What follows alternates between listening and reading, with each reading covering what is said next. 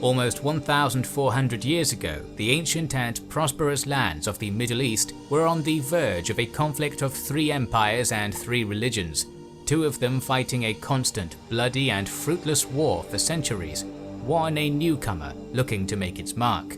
The newcomer was the Rashidun Caliphate, and its arrival would change the history of the region and the world forever. The Roman state was almost constantly at war with the Iranian empires ever since the 2 entities touched borders in the 60s BC, as the Parthian Empire achieved a famous victory at Carrhae. The Roman Republic transitioned into the empire, and then this empire's western portion was lost to foreign invasions, leaving only the Eastern Roman Empire, while the Parthian Empire was replaced by the Sassanid Empire. But even then, these 2 states continued to fight. In the 3rd century AD, another factor was introduced to these conflicts, the Ghassanids and the Lakhmids. These 2 Arab tribal confederations migrated from modern Yemen and became the vassal states of the Eastern Roman Empire and the Sassanids respectively. They participated in the Roman-Sassanid wars, often as scouts or raiders detached from the armies, or as light cavalry units within the armies, while also defending both empires from the Arab tribal raids from the south. The populations of these kingdoms worshipped traditional Arab paganism and Monophysite Christianity, and the latter created tensions with their suzerains, as the Sassanids were sure that any Christian influence may strengthen their Roman enemies, while the Romans adhered to Miaphysite Orthodox Christianity, which considered Monophysitism to be heretical. The Roman attempts to suppress Monophysitism caused the Ghassanids to rebel against them in the late 6th to early 7th century, and weakened Roman support in the area. On the other hand, religious tensions between the Lakhmids and the Sassanids were compounded by the attempts of Shah Khosrow II to control the region directly. In 602, he captured and executed the Lakhmid king Al-Numan III, turning the kingdom into a province administered by a governor. That forced the Lakhmid tribes to ask their Arab brethren to the south for help. Although the allied forces managed to defeat the Sassanid army at Dikar in 609, the Sassanids were able to keep the province under their rule. This sequence of events not only created divided loyalties among the Arab tribes in the region, but effectively stripped the Sassanid border of its traditional buffer. Despite that, the Sassanids were still very strong. In 602, they used the internal strife within the Eastern Roman Empire as a pretense to declare war.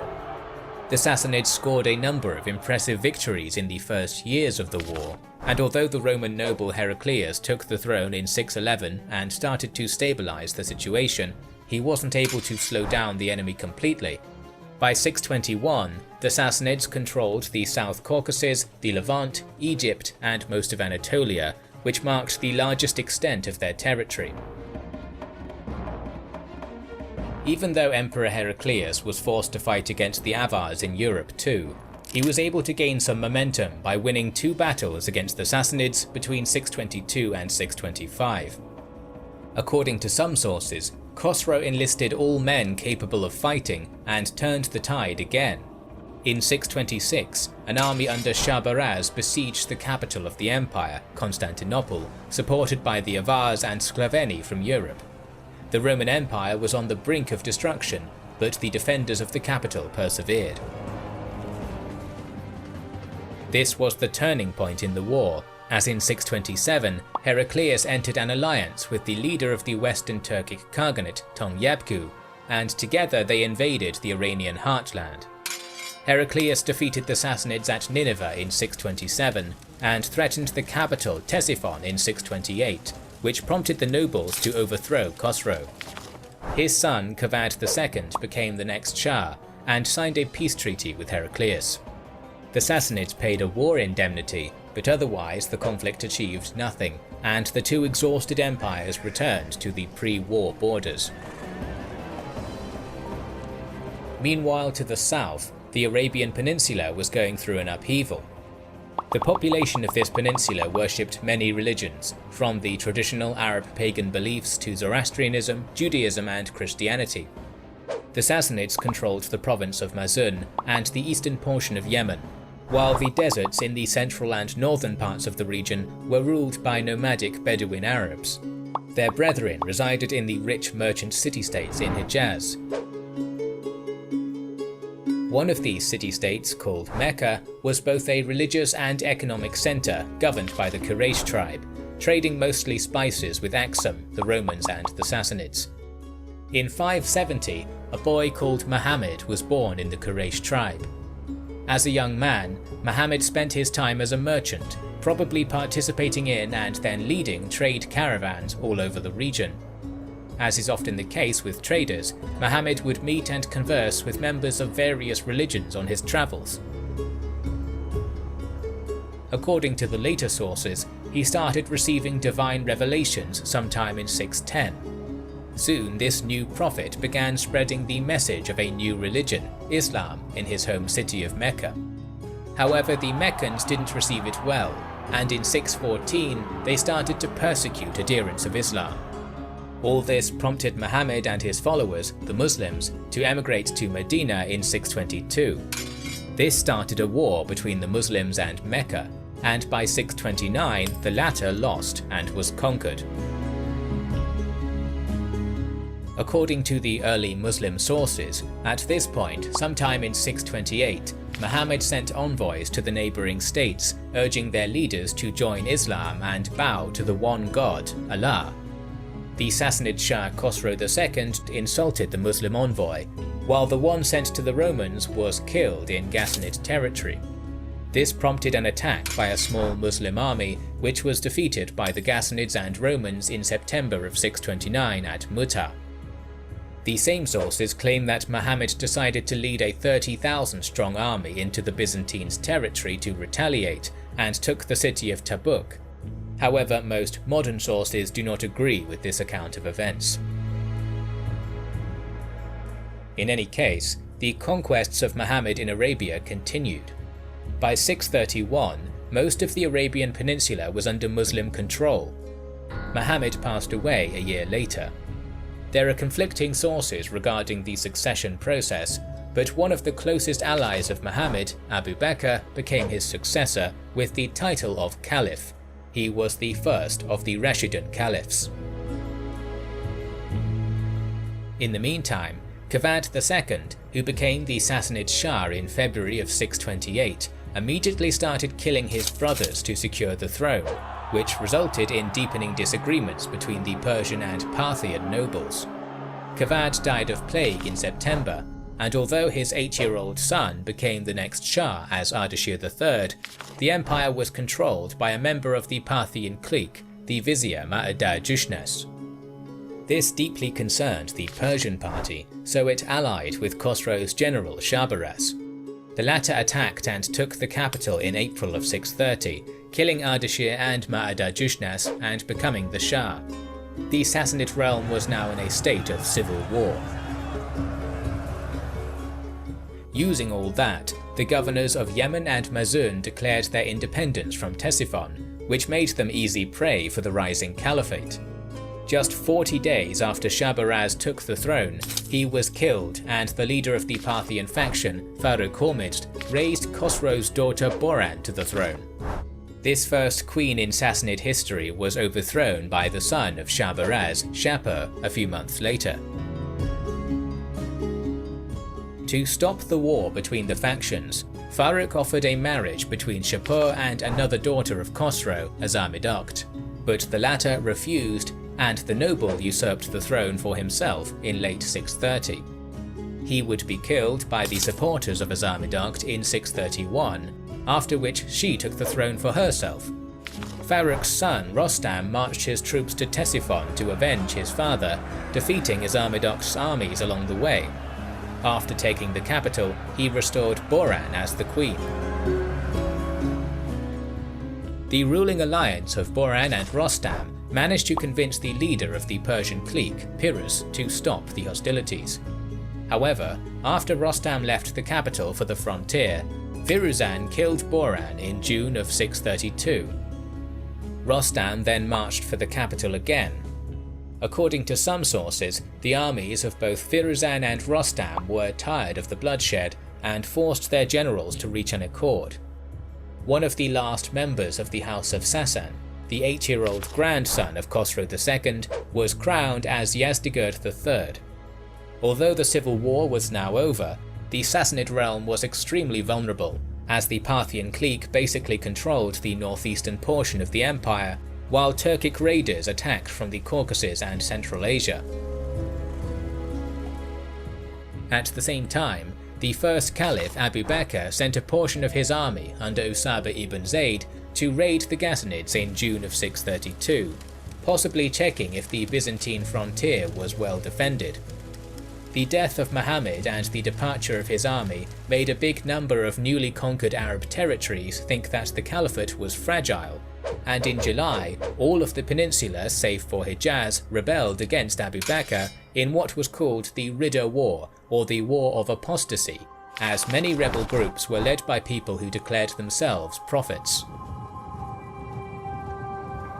The situation was most dire around Medina, as the rebels threatened the second most important city of the new realm in late July. However, Abu Bakr swiftly marched to the area and defeated the rebels in early August. That gave enough time for the army, which was sent north and defeated a small Ghassanid army around Mu'tah, to return. Abu Bakr proved to be a talented commander. Instead of uniting his armies and marching on each of the rebel groups separately, which would have allowed the rebels to attack his rear with impunity, he divided his army into smaller groups, and these units attacked the enemies around the peninsula. This strategy worked to perfection, and by March of 633, the Caliph's rule over the entire region was restored. It is difficult to assess how much the Caliphate lost in terms of manpower, but the sources underline that the generals and troops gained invaluable experience in this conflict. While the Ridda Wars were going on, the leader of the Arab Bani Bakr tribe, Muthanna bin Haritha, was raiding the Sassanid territories in southern Iraq. The Sassanid civil wars made this frontier subject to attacks, and Muthanna, who adopted Islam sometime in the 630s, informed Abu Bakr of this fact in early 633. The Caliph decided that it was a good time to take over Iraq, and one of his main generals during the Ridda Wars, Khalid ibn al-Walid, was ordered to invade the region. Khalid was able to recruit an army of 18,000 at his base at Yamamah and left for Iraq in late March 633. A letter was sent to the Sassanid governor of Dast Maisan, Hormozd, demanding his surrender.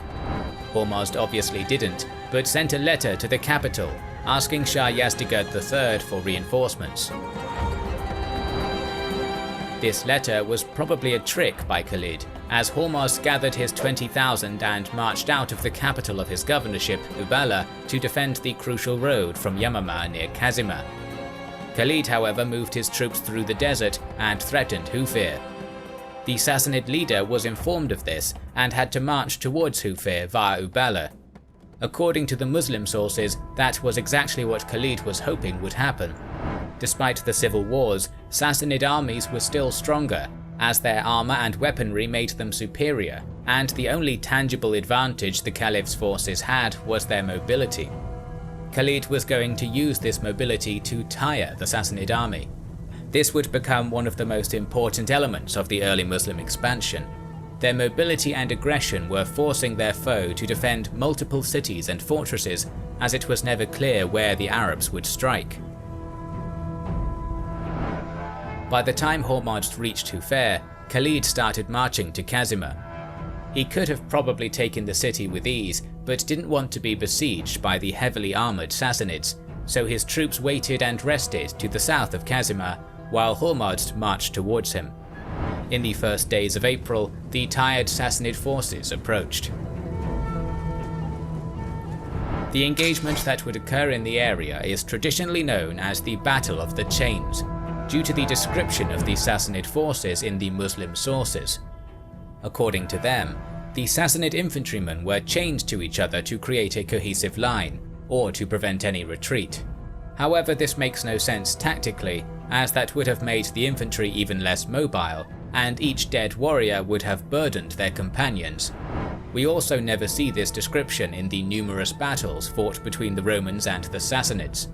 Most probably, this stems from an incorrect reading of the Persian word silsilah, which can be translated as a mountain chain, a bounding chain, or a single line of soldiers, so the word chain might be a metaphor for the disciplined Sassanid infantry.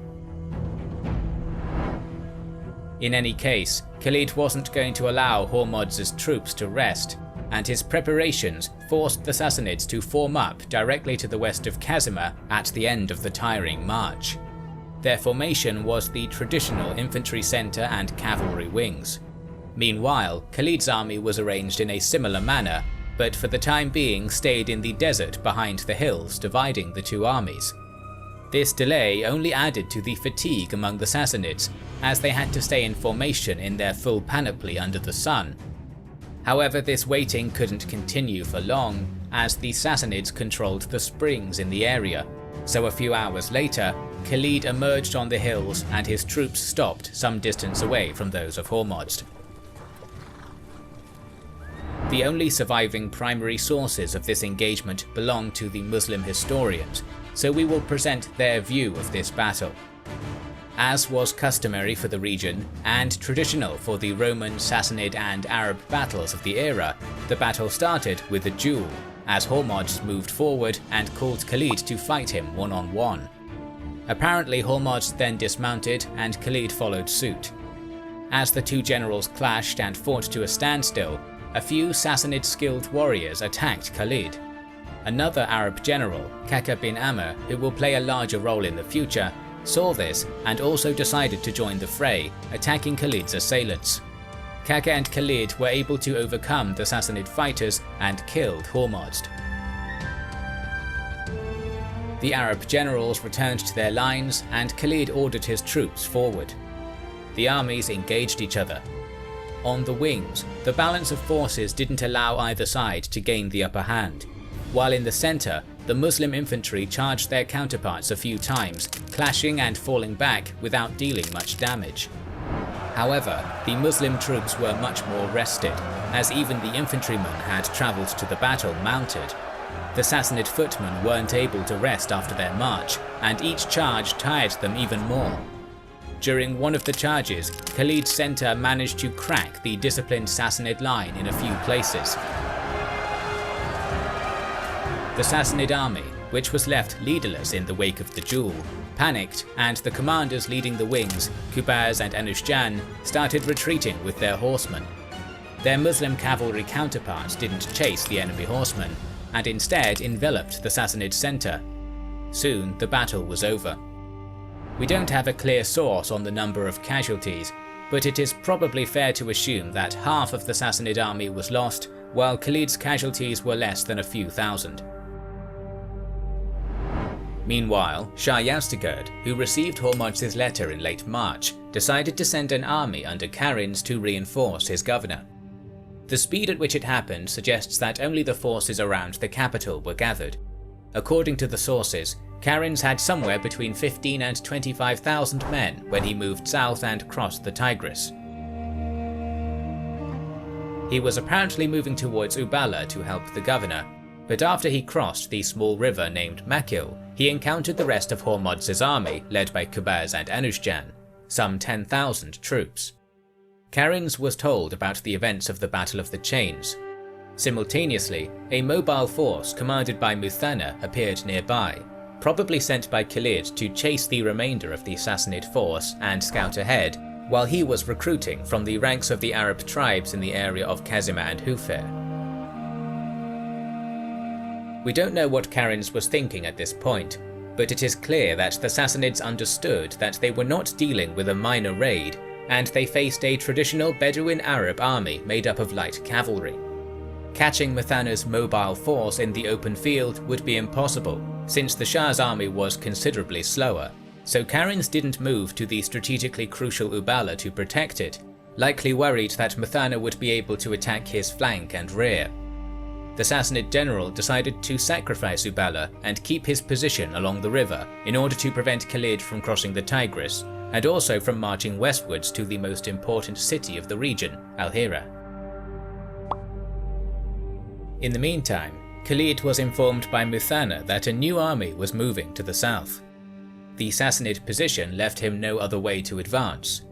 Using the whole army to take Uballa might have entrapped him, so only a small group was sent to take it, while Khalid went on and united with Muthanna.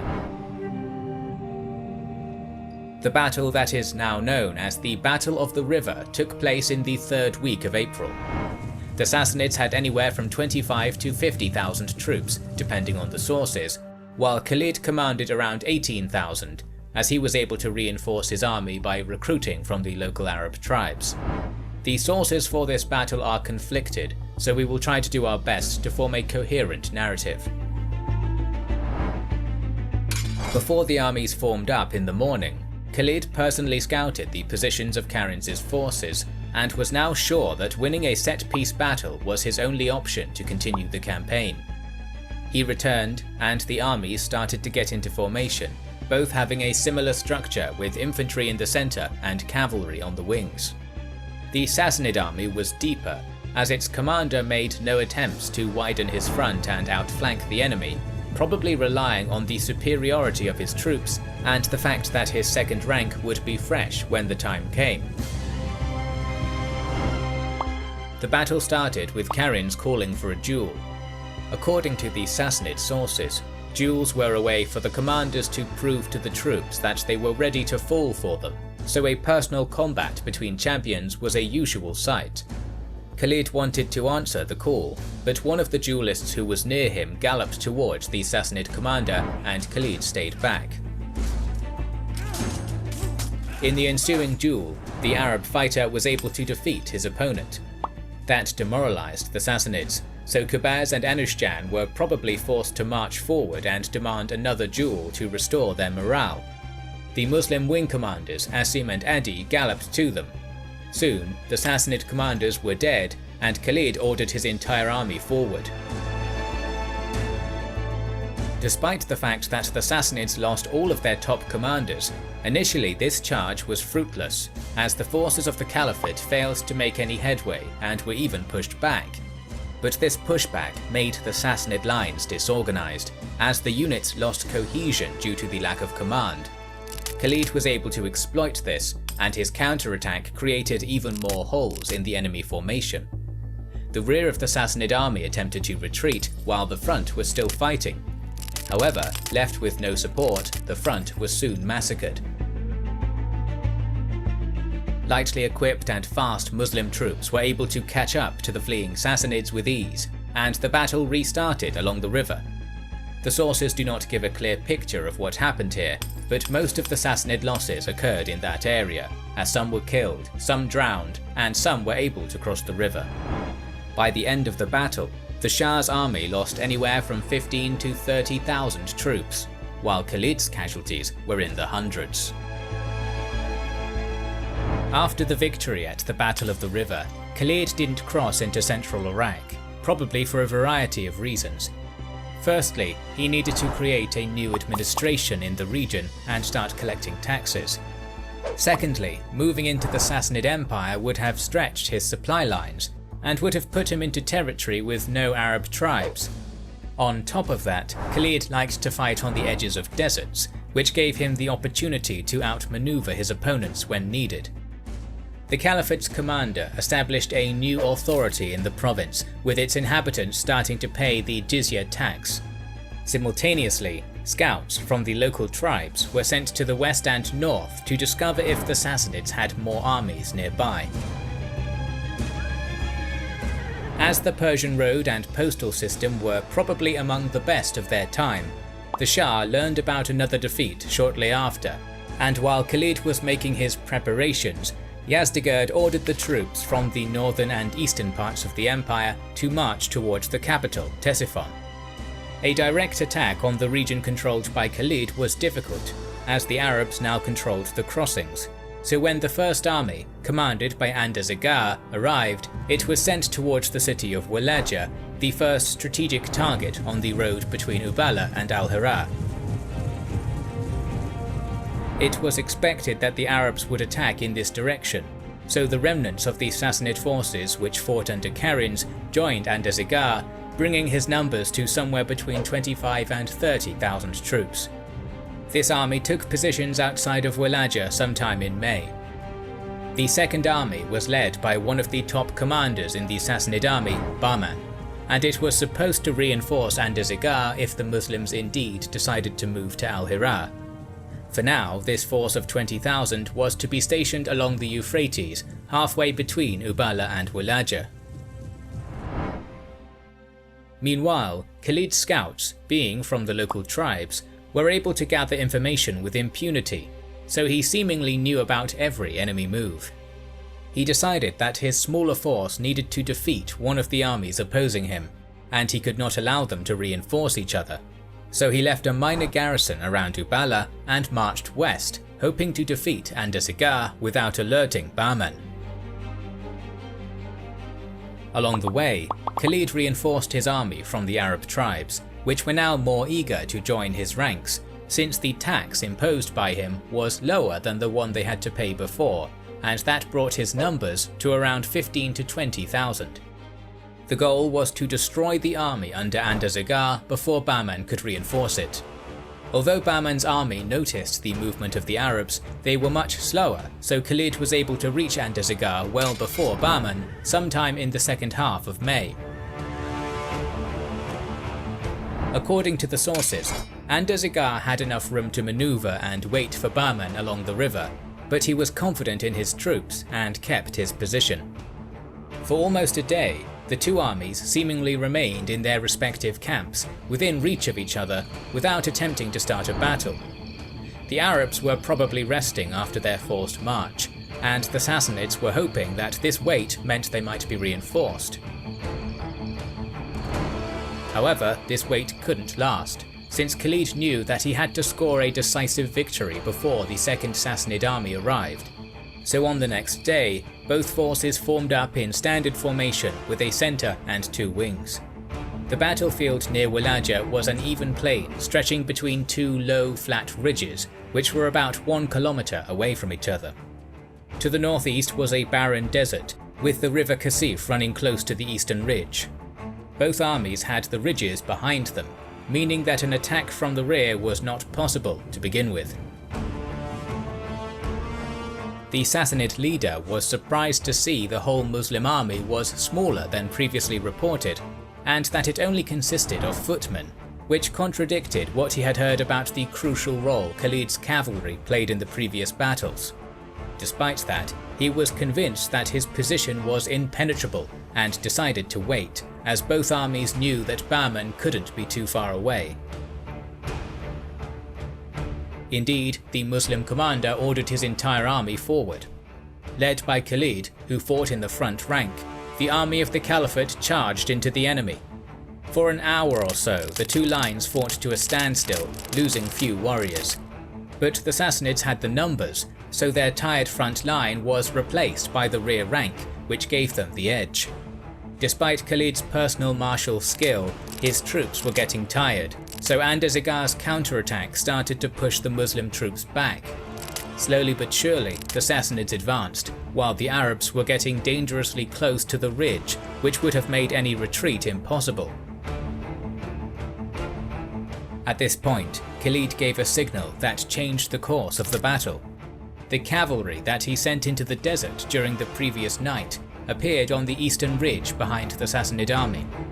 This was Khalid's trademark move, as his mobile cavalry was able to hide in the deserts with ease. The advance of the Sassanid army away from its fortified position meant that its rear was undefended. The light Arab horsemen charged into the Sassanid lines, while Khalid's infantry lengthened their front to envelop the wings of Andarzaghar's army.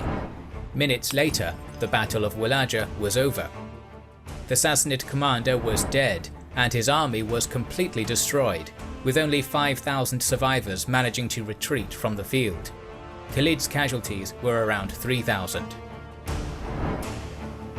As Khalid's troops were tired after the long march and the battle, his army wasn't able to pursue the Sassanid survivors.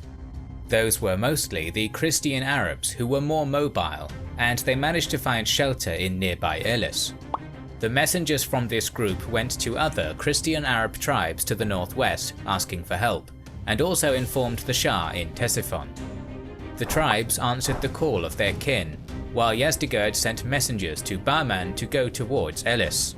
It is not clear why, as Arab and Persian sources are conflicted, but according to the former, Bahman gave command over his army to another general called Jaban, who marched with the entire army to where the Christian Arabs were concentrating. The Persian sources claim that Bahman returned to Ctesiphon with his entire army. Meanwhile, Khalid moved his troops towards the city, and sometime in May fought the allied Christian Arab and Sassanid army near Elis. The details of the battle are lost, but we know that the Muslims won. The sources are once again conflicted on the number of casualties, with the Arab sources stating that Khalid's force killed 70,000 enemies, mostly through the executions after the battle, while the Persian writers think that the army facing Khalid's 18,000 was comparable in size and managed to retreat towards Al-Hira after a minor defeat. In any case, in the last days of May, Khalid approached Al-Hira, which was the initial goal of his campaign. Again, the sources are inconclusive. We know that the local Sassanid garrison and their Arab allies mounted resistance for a few days, but eventually the sides decided to negotiate. As Khalid promised to spare the lives of the population in exchange for the payment of the jizya tax, the locals decided to surrender. The Arab commander spent the next few months building up a new administration in the region and collecting taxes. At the same time, raiding parties were sent to central Iraq and towards the border of the Eastern Roman Empire, and this raiding brought both loot and information on enemy movement. Some sources claim that the Caliphate gained a degree of control over central Iraq, but it seems that Khalid didn't have enough troops to keep such a wide region under his authority. Still, the Caliphate's raiding parties were not getting much resistance to the north and northeast, while his scouts informed him that the Sassanid garrisons to the northwest were still intact, with larger concentrations at Anbar and Ain al-Tamr. The first one was further away, and the direct route to it was through Ain al-Tamr, but attacking the fort of Anbar would have been more unexpected. So, in late June of 633, Khalid left half of his troops in Al-Hira and marched west towards Anbar with a 10,000-strong army. Anbar would become the first Arab attack across the Euphrates River. The details of the engagement that happened here are unclear, but it seems that Khalid's decision to attack Anbar surprised his opponents, and the leader of the garrison, Shirzad, was forced to surrender after the Arab archers showed their effectiveness. Then the Caliphate's raiding parties approached the town of Ain al-Tamr from the direction of Al-Hira, so when Khalid engaged the Sassanid troops, mostly made up of Christian Arabs from the west, in July, he was able to win with relative ease.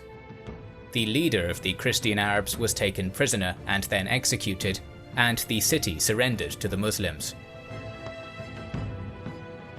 Events of the next few months between July and September are shrouded in mystery, as some sources claim that Khalid was staying in Anbar and Ain al-Tamr, slowly setting up the administration of the newly acquired region, which seems uncharacteristically passive for him. Others claim that the last two remnants of the apostate activity of the Ridda Wars were to the south, so Khalid moved most of his non-garrisoned troops towards Dormat al-Jandal and helped his fellow Caliphate general, Ayad bin Ghanem, defeat the rebels in the region. This inactivity or absence gave some time to the Sassanids, and they started recruiting and concentrating 5 armies in the area between Mazaya and Husaid. Keka bin Amr, who was left to command the garrison at Al-Hira, ordered the raiding parties in central Iraq and the garrisons of Anbar and Ain al-Tamur to take positions to the south of the Sassanid forces, delay them as much as possible, and not allow these four small armies to unite into one force.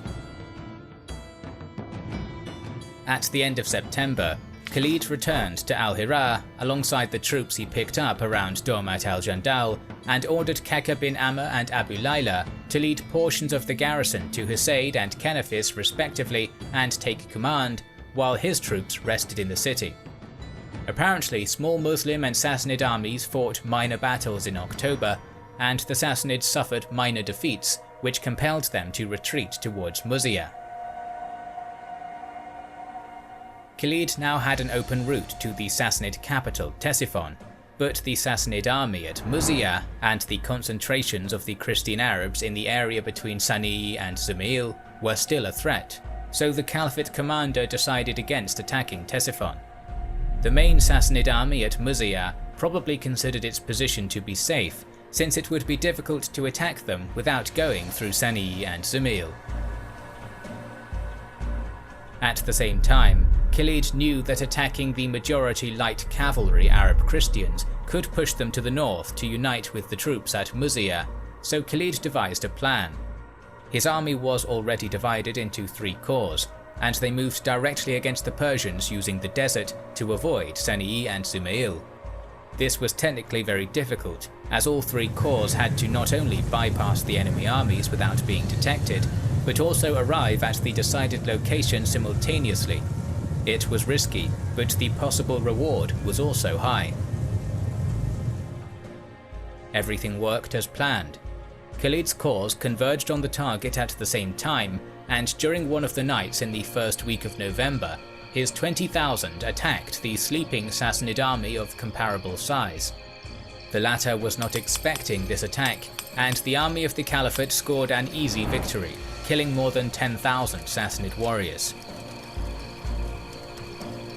After that, defeating a smaller Christian Arab force seemed easy, but instead of confronting them head-on, Khalid repeated his 3-pronged maneuver to avoid losses. The Muslims suffered minimal losses, while the Christian Arabs lost more than half of their army. Apparently, a few recent Muslim converts were among the killed, and their families sent an appeal to the Caliph Abu Bakr to punish Khalid. This rejected appeal was sent through the future Caliph Umar, and will become important for our story down the line. Khalid's mobility and the inability of his opponents to consolidate their forces meant that the region between Muzayyah and Al-Hira was now under the control of the Caliphate. We have sparse information on the early administration of these lands.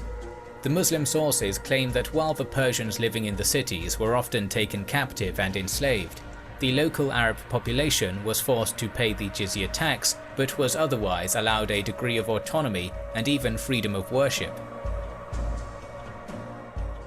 More raids were sent across the Euphrates in the next month, while Khalid was contemplating what his next move should be.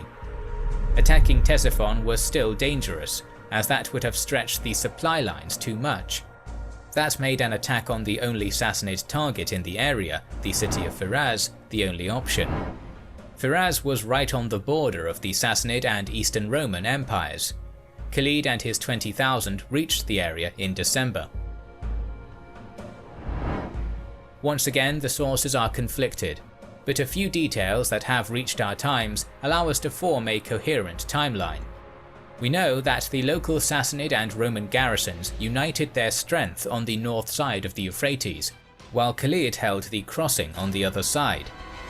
Despite the fact that the Muslim sources state that the united Roman Sassanid force was large, it is fair to assume that neither empire could have a large force in the area, since the Sassanids needed those troops in central Iraq, while the Romans were concentrating their own forces on the crucial coastal areas and urban centres already being raided by the smaller Muslim armies.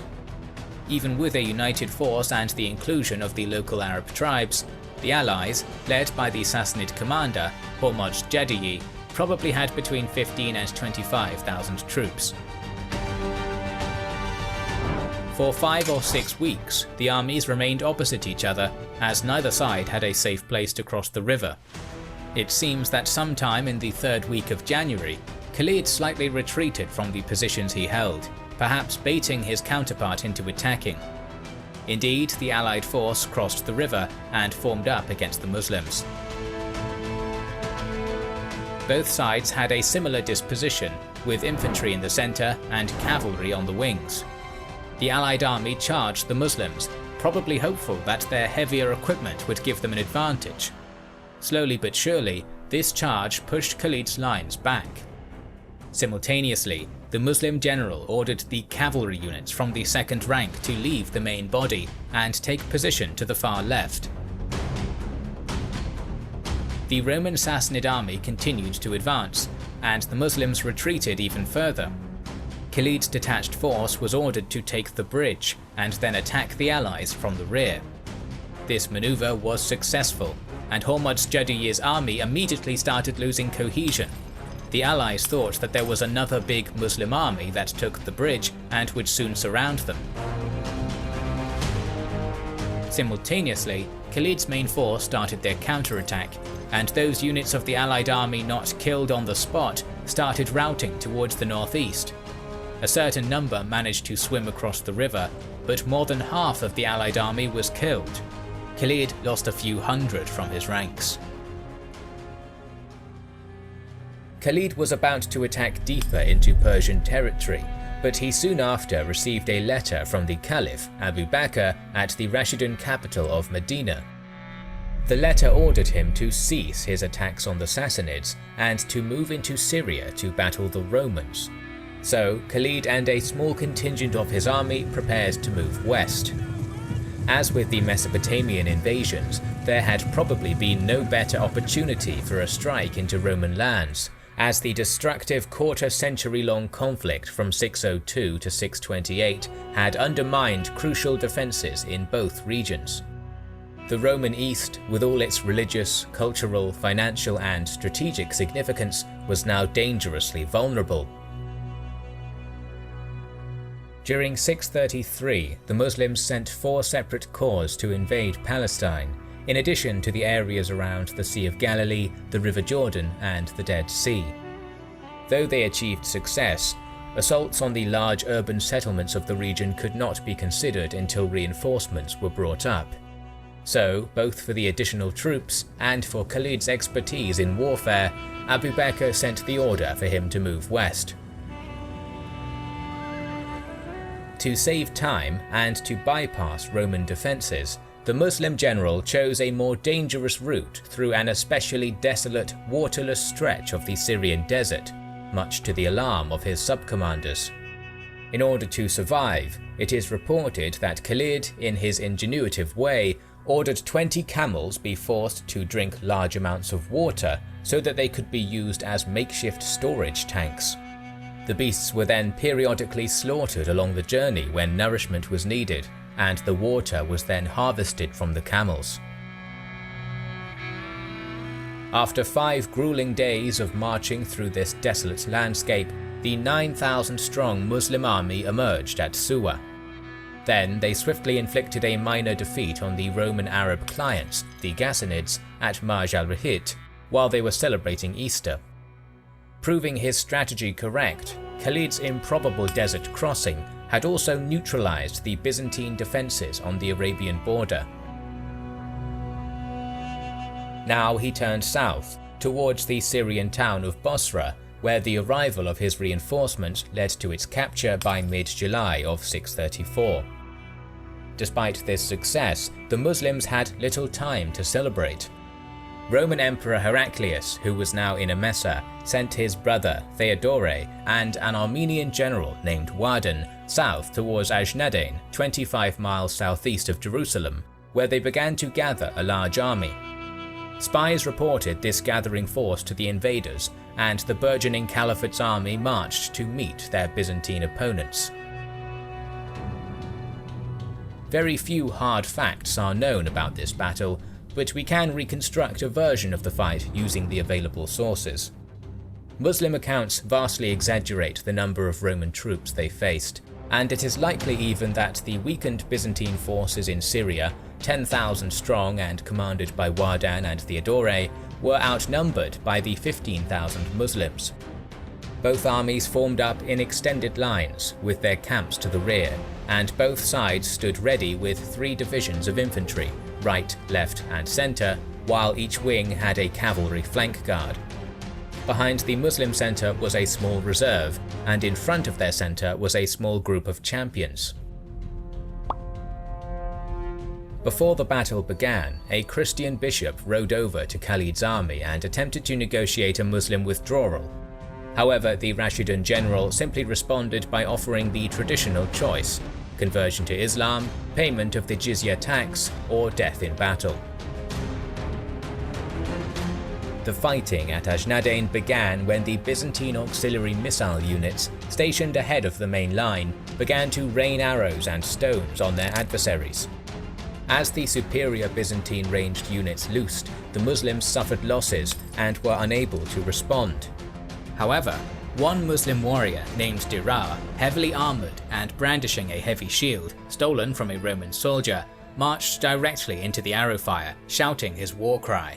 After the hail of missiles ceased, Dirar and his entourage of fellow champions were met by their Byzantine counterparts, and it is said the Muslims got the better of the fighting, slaying several Roman elite warriors and 2 generals. As the dueling came to an end, the Rashidun army attacked, and the subsequent fighting was a slogging match with little maneuver, and lasted until nightfall. The next day, Byzantine commander Wardan attempted to lure Khalid into a trap by offering a parley, but the plan went wrong and he was instead killed by the fearsome Dirar. Aiming to exploit the confusion which this loss of leadership caused in the Roman ranks, the Arabs attacked again, with their flanks in front and centre behind. After savage hand-to-hand fighting, which exhausted and depleted both armies, Khalid deployed his 4,000-strong reserve in the centre and drove deep wedges through the Roman formations in this area. Unable to withstand the pressure any further, their line collapsed. After this defeat, Emperor Heraclius sent his brother Theodore back to Constantinople in disgrace. At the same time, the remnants of his shattered army, in addition to the local Roman population, withdrew to the apparent safety of the walled cities, which subsequently became crowded with refugees. Perhaps an omen of things to come, Heraclius then retreated with his headquarters further north to the city of Antioch, due to the fact that Muslim forces now controlled the countryside and were expected to advance on the most prominent urban centre in the area. A week after their victory at Ajnadayn, the Arab forces began to march north in the direction of Damascus. On their way, they had to leave a mounted detachment at the city of Fal, ancient Pella, to keep the Roman garrison there tied down while the main army marched onward. After this was done, the Muslims reached Yakusa on the southern bank of the Yarmouk river. Here they were opposed by a blocking force of Byzantine troops on the northern shore. They were in no real position to offer serious permanent resistance, but they were there to delay the invaders and to allow the great city to further prepare for a coming siege. After a short battle here and another battle against 12,000 Romans at the Yellow Meadow, otherwise known as Majus Safar, the road was clear to Damascus. When the invading Arabs neared the city, the Muslim commander realized that his forces were not numerous enough to encircle it entirely. Instead, each of the Muslim sub-commanders stationed their contingents outside of the city's various gates, fully blockading the crucial thoroughfares by August 21st with a total of around 20,000 soldiers, 16,000 infantry, and 4,000 mobile guard cavalry. Damascus immediately began starving due to the lack of supplies and unpreparedness for a siege, while the Muslims were well supplied due to their domination of the fertile and productive local countryside. As the swift Arab light horsemen were relatively useless in a siege, Khalid ibn al-Walid sent a few hundred of them to the Eagle's Pass to the north in order to act as scouts. Here they watched for any Byzantine relief force aiming to pass through this choke point. The other half stayed near the city as a reserve, ready to help repel any sortie made by the Romans. In Antioch, the Roman emperor learned of the siege and sent a 12,000-strong relief force, along with plentiful supplies, to help Damascus on September 9th. When this force reached the narrow pass where the Muslim scouts were stationed, they pushed the cavalry back. One of these scouts managed to send notice to al-Walid, and he, gambling that repelling the relief attempt was more important than maintaining too tight a blockade, took the remaining cavalry at night to the Eagle Pass, where he managed to rout the Romans. Despite their apparent success, the besieging Arab forces were now stretched thin by Khalid's withdrawal. Historians believe that if the garrison's general Thomas had chosen to launch a sortie at this point, the Byzantines could have broken the siege, but they did not and therefore lost the opportunity. It seems that al-Walid realized he had put the siege in danger with his gamble, and he hurriedly returned to Damascus after he attained victory at the Eagle's Pass. As the garrison and Thomas realized that no relief was coming, morale among the defenders of Damascus became weaker and weaker. It was clear action would be needed. So the emperor's son-in-law decided to launch a counter-offensive of his own. For this first attack, Thomas decided to concentrate on one specific section of the city, drawing men together from all sectors of the city towards the Gate of Thomas, where he was faced by around 5,000 soldiers under Shurabil. After the defending soldiers gathered in the area, the Byzantine commander began his sortie by ordering his archers to rain down a constant stream of arrows against their enemy, to which the Arabs responded accordingly. Using the cover granted by the Roman missile units, the infantry rushed through the Gate of Thomas and fanned out into battle formation, with Thomas himself leading the assault. During the subsequent skirmish, it is reported that Thomas both broke through a section of the Muslim line and almost killed Shurabil, but he was then shot in the eye by the widow of a slain Arab soldier. Despite some level of success, the sortie had failed to break the siege, and the Byzantine forces retreated into the city. As they did, it is said that the injured Roman leader swore to take 1,000 eyes in return for his own. That night, another plan to break the siege was devised by the defenders. As a concentrated attack on one of the gates had failed, Thomas would this time launch simultaneous strikes from 4 of the gates.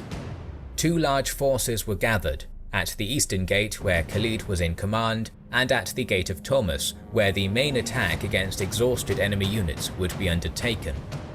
The other forces at the small gate and the Qadisiyyah gate were designed to pin their besiegers in place. As Thomas sounded the attack, a grinding battle took place at the Qadisiyyah gate, with both sides suffering many losses. After a while of this slaughter, Abu Ubaidah and his forces at this gate managed to doggedly repulse the Byzantine assault, driving them back into the city. The situation was far more serious at the eastern gate, where the Byzantines had a larger force. This larger contingent of defenders managed to break the Arab infantry and drive them back, but Khalid himself then arrived with 400 elite mobile guard cavalry, and with them struck the Roman flank. This weakened the sortie irreversibly, and the defenders were slowly driven back inside the gates.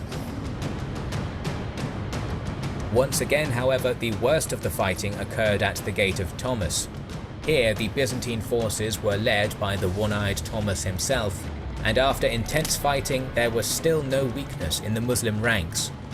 At this point, the Roman commander seems to have realized there was no point in continuing the grinding melee, and commanded a slow, steady withdrawal. All the while, the Arab archers continually showered his men with arrows. This was the last effort by Thomas to break the Muslim siege, and it had failed with the loss of thousands of men. With this defeat, he could no longer afford any more attempts at a breakout. a Greek in Damascus, known as Jonah the Lover in Arab sources, climbed over the wall and informed Khalid that on the night of the 18th of September there would be a Christian religious ceremony which would leave the walls relatively unguarded. He supposedly betrayed his city because his marriage to his fiancée had been interrupted by the siege and, frustrated, asked for the Muslims' help in obtaining said bride. This man soon converted to Islam, but the details are incredibly vague. Whatever the case, details of the opportunity led Khalid to borrow ladders from a local monastery and to purchase ropes in order to form an assault party. That night, a 100-strong contingent, led by the Muslim general himself, climbed the walls, dropped into the city and killed the guards at the eastern gate. Then the attackers flung open the gate and let the remainder of the Muslim forces at the eastern gate inside the city. The other Byzantine detachments stationed elsewhere were unaware of this surprising development, and instead of helping, stayed at their posts. At the same time, Khalid began to fight his way towards the center of the city. Now attempting to save the city for a final time, Thomas sent envoys to Abu Ubaidah at the western Jabiya gate, offering surrender and a payment of the jizya in exchange for a capitulation by terms. This was given by the supposedly peace-loving Abu Ubaidah. However, Khalid, who had finished slaughtering his way to the center of the city, was furious that a surrender had been allowed even though the city had technically been taken by storm. Nevertheless, the many Muslim unit commanders agreed that a surrender would be honored. Khalid reluctantly accepted this judgment. The fall of Damascus was a shock for the Byzantines, as they probably thought that the Muslim attack on the region was a massive raid and not a full-on invasion. Syria and Egypt were the most important provinces of the empire, and the fall of the former would mean that the land route to the latter was cut, and it was now also vulnerable to being occupied. Emperor Heraclius couldn't allow that, so he started sending orders to the provinces in order to bring in more reinforcements to the region. Simultaneously, the political situation in the Caliphate had also changed, as Caliph Abu Bakr passed away in late August of that year, and was replaced by Umar. The new Caliph immediately started implementing administrational and military reforms, creating new administrative positions in the provinces, and changing the formation of the army from the one created on the tribal principle to a more centralized one. Immediately after his ascension, Umar sent a letter to the army relieving Khalid of his post and appointing Abu Ubaidah in his place. We don't know if this was part of the reforms, or as some sources claim, it happened due to the previous animosity between the new caliph and the general. In any case, it seems that before the messengers could reach Damascus, the 3-day peace the Muslims promised Thomas had passed, and Khalid, alongside 5,000 cavalry, guided by Jonah, started pursuing the Romans.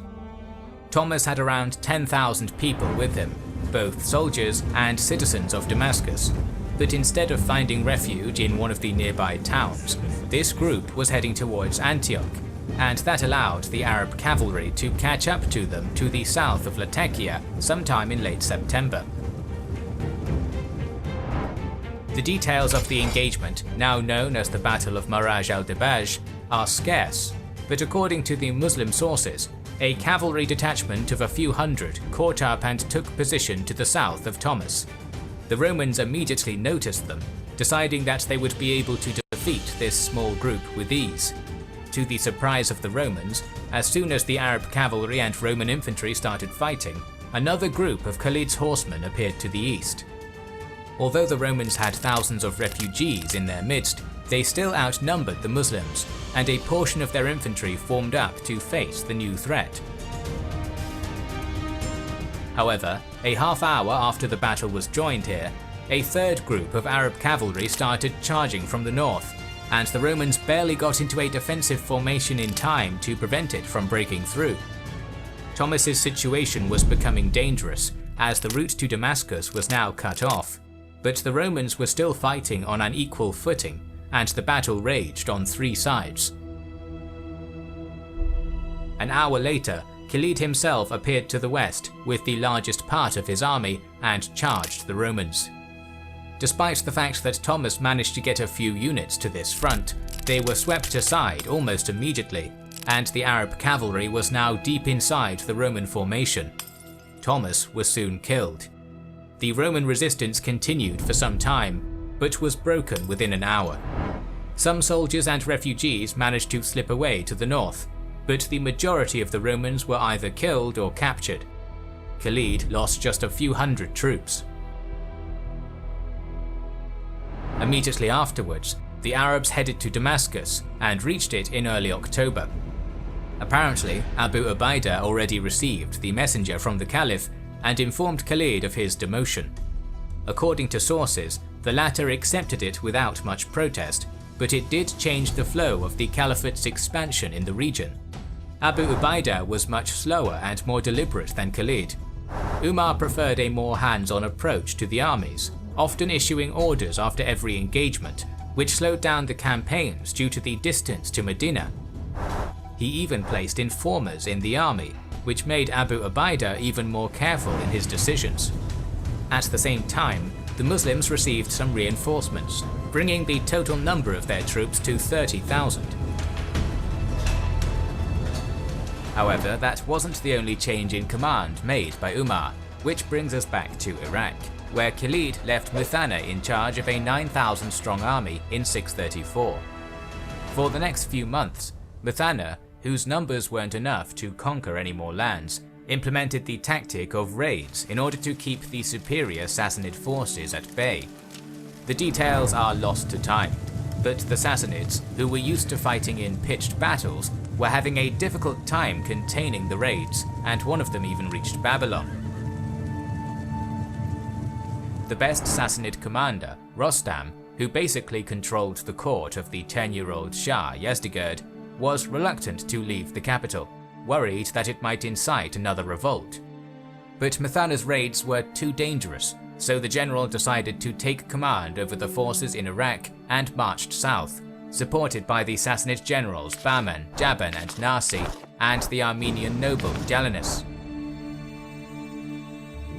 Even before this multi-pronged counterattack began, Muthanna knew that he needed reinforcements and sent a messenger to the capital. By August, this messenger was in Medina, just in time for the ascension of Umar. The new caliph appointed Abu Ubaid, not to be confused with Abu Ubaidah, to command in Iraq and gave him 6,000 or so troops to reinforce Muthanna.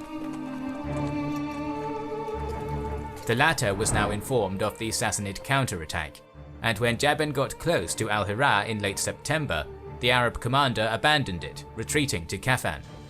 By early October, Abu Ubaid joined him, bringing the total strength of the Caliphate's force to more than 15,000, a similar number to that commanded by Jaban, who crossed the Euphrates and was now at Namarik.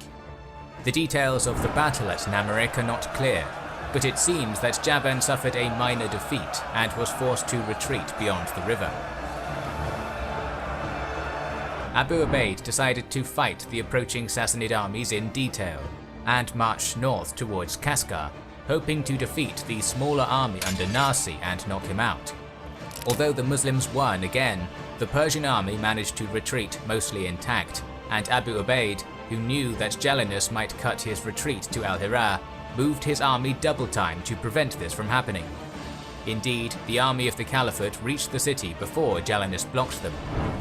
The closest Sassanid armies to Al-Hira were those of Jalinus and Bahman.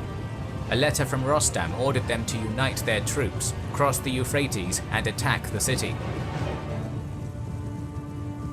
In late October of 634, their united armies, numbering around 20,000, attempted to force the river near Kufa, but Abu Ubaid and his 15,000 were able to halt this crossing. For some time, the armies stood in front of each other screaming insults, until a Sassanid emissary approached Abu Ubaid with Bahman's message: "Either you cross over to our side and we shall let you, or we shall cross over to your side and you must let us." Although his officers protested it, Abu Ubaid was eager to cross and fight in a pitched battle, so he ordered his army to do that. Seeing this, Bahman repositioned his troops slightly to the north, allowing the Muslims to move across and form up. Unlike previous battles, the Persians had a dozen or so elephants, and they were placed in the vanguard with heavy cavalry between them and the infantry in the second echelon. Abu Ubaid's army crossed the river in 2 hours and started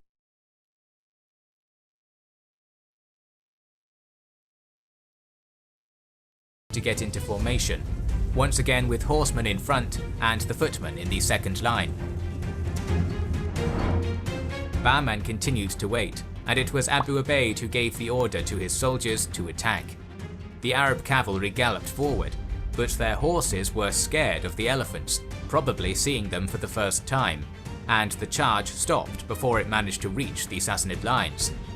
In response, Bahman moved his archers to the front and commanded them to shoot at the retreating Arabs. The volleys killed and wounded many, and when the leaders of the army of the Caliphate attempted to move their archers forward to start skirmishing, the whole Arab line became chaotic and disjointed. The Persian commander used that and directed his cavalry and elephants to attack. While the cavalry was mostly stopped, the elephants easily created wedges everywhere they struck. The Arab army was slowly but surely forced back.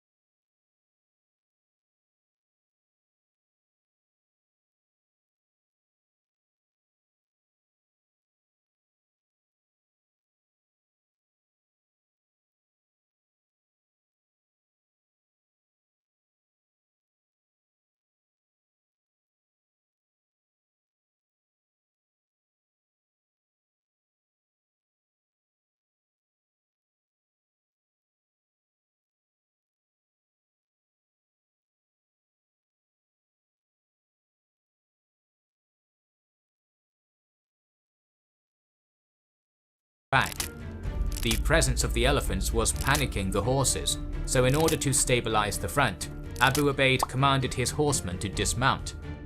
He led a group of warriors himself, killing a few elephants and their entourages. However, another elephant was sent towards the Arab leader, and soon he was killed by the beast. Many other Muslim leaders were killed, and their army started fleeing in chaos, and the Sassanids started chasing them. Muthanna was one of the last remaining commanders, and he achieved some degree of discipline and organization at the crossing, leading the rearguard and allowing the remainder of the army to retreat. He was badly wounded during the fight, but his actions saved thousands. The Battle of the Bridge was the first battle the Persians won in this war.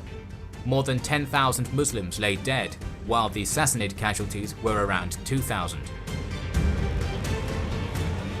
Over the following weeks, Bahman didn't pursue Muthanna, who withdrew to Ulais and returned to Ctesiphon. Some sources claim that there was another rebellion against Rostam, others that Bahman was sent to deal with the Turkic raiders. The sources are also conflicted on the events that happened in Iraq later in 634 and then in 635, with some chronicles asserting that Muthanna's army deserted and he abandoned all the previous conquests, and others stating that the Sassanids sent a large army under Miran and it was decisively defeated at Buwaib in April of 635. In any case, this lull in action allows us to return to the Levant. The Muslim army was getting used to the new command structure, and using this pause, Heraclius was bringing more forces into the region, by land to Antioch, and, as the Romans had complete naval control, by sea to the various ports. The second group was to be commanded by Theodore Tritherius, the treasurer of the empire, and in December of 634 it started assembling to the west of Pella, which was the perfect place to launch an eastward attack, cutting the line of communications with Arabia. It is not clear how big this army was. Spies had informed Abu Ubaidah about this threat in December, and in early January of 635, he marched south towards Pella, leaving a corps under Yazid behind. As soon as the small garrison of Pella learned of this, it retreated towards the main army, flooding the river Jordan and creating a swamp-like territory dividing the Byzantine and Arab armies. After occupying Pella, the Arab army commanders decided to move towards Baisan to engage Theodore. They didn't know the terrain of this area well, so soon after, the vanguard led by Khalid got stuck in the mud, and the Muslims were forced to withdraw back to Pella. Theodore waited for a week or so, hoping that his foes would become less vigilant. On the 23rd of January, he marched his troops towards the river with a plan to attack the Muslim camp at night. However, the Muslims had placed scout troops along the river, so as soon as the Romans started crossing, the Arab camp was informed of it and started to form up for battle. We have only limited details on the battle, which, according to the Arab sources, raged through the night and most of the next day.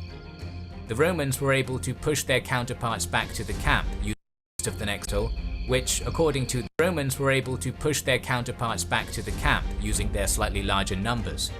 According to one chronicle, Theodore was wounded in one of the charges, and the resultant loss of morale made the Romans retreat. When they began crossing a marsh, the Arabs used this to their advantage. They attacked, killing thousands. The rest returned to Baisan. Whatever was left of the Roman army dispersed into various garrisons to the west and south, while Theodore returned to Antioch by sea. There was no army to fight back against Abu Ubaidah, so he divided his army into corps to conquer as many cities as possible. Shurabil took Baisan and then Tiberias. Afterwards, Shurabil and Amr bin al-As went south, while Abu Ubaidah and Khalid marched north. By March of 635, the Muslims were in control of the whole region to the south of Beirut, save for Caesarea, which withstood a siege reinforced by Heraclius, and Jerusalem, which had the strongest fortifications. Heraclius probably thought that the Muslims would be busy with the sieges, and he had some time, so he was recruiting in order to counterattack in 636. Simultaneously, an alliance with Yazdegerd was established. Heraclius married his granddaughter to the young Sassanid Shah. It was planned that the Persians would attack Muslim positions from the east. Meanwhile, Abu Ubaidah's 15,000 were moving north, and by November took over the territory between Damascus and Emesa, putting this major city in danger. Heraclius rushed reinforcements, which brought the strength of the garrison commanded by Harbeis to 8,000. In early December, the city was besieged. Harbeis hoped that the Arabs, who weren't used to the cold, would not be able to sustain the siege for too long. At the same time, Emesa was a well-fortified city, with walls 1 mile in diameter, a moat surrounding it, and a citadel within the walls, so the defenders' situation wasn't hopeless. The Muslims weren't strong at the art of siegecraft at that point, and the lack of siege weapons made an assault impossible. So for weeks and then months, the sides did nothing but exchange arrow volleys.